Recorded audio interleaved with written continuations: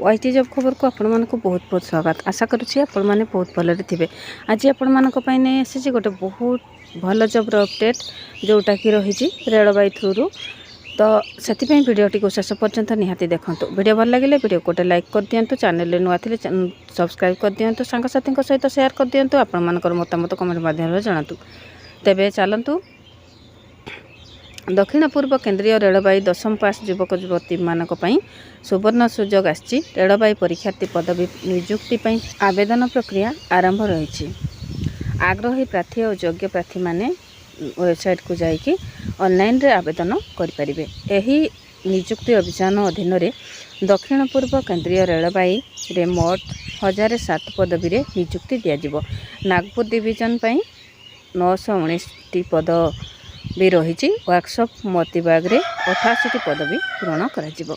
तेबे जो माने इंटरेस्टेड अछंती एमती गोटे रेलवे जॉब करने को ताहले निश्चय आवेदन करिवार प्रोसेस स्टार्ट कर दियंतु।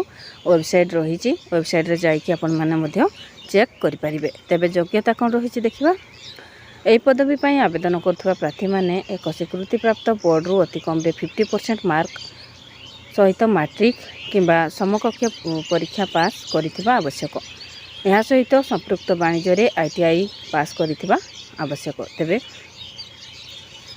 आवेदन करबा पई इच्छुक प्रार्थी माने 50% मार्क रखिथिबे मैट्रिक रे बा ता सहित समकक्ष जहाँ भी थिबो पाठ पढ़िथिबे ता सहित ITI करिथिबे ताहले आपण माने ई जॉब रे पकेवा पई एलिजिबल हे परिबे।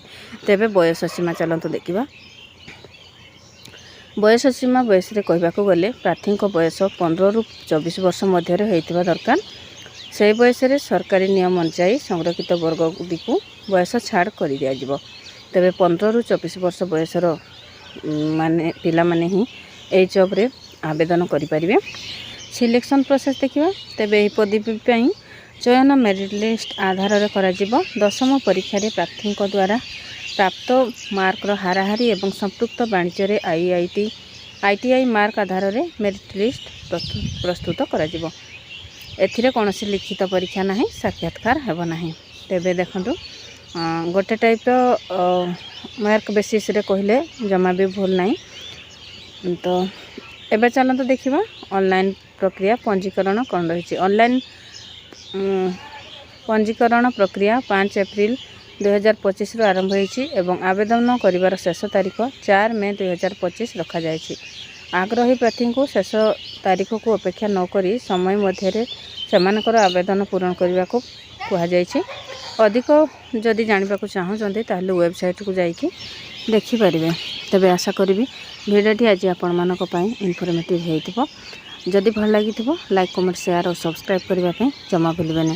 धैर्यर सहित शेष पर्यंत भिडियोटी को देखिबारु आपण मानक हृदय बहुत बहुत धन्यवाद।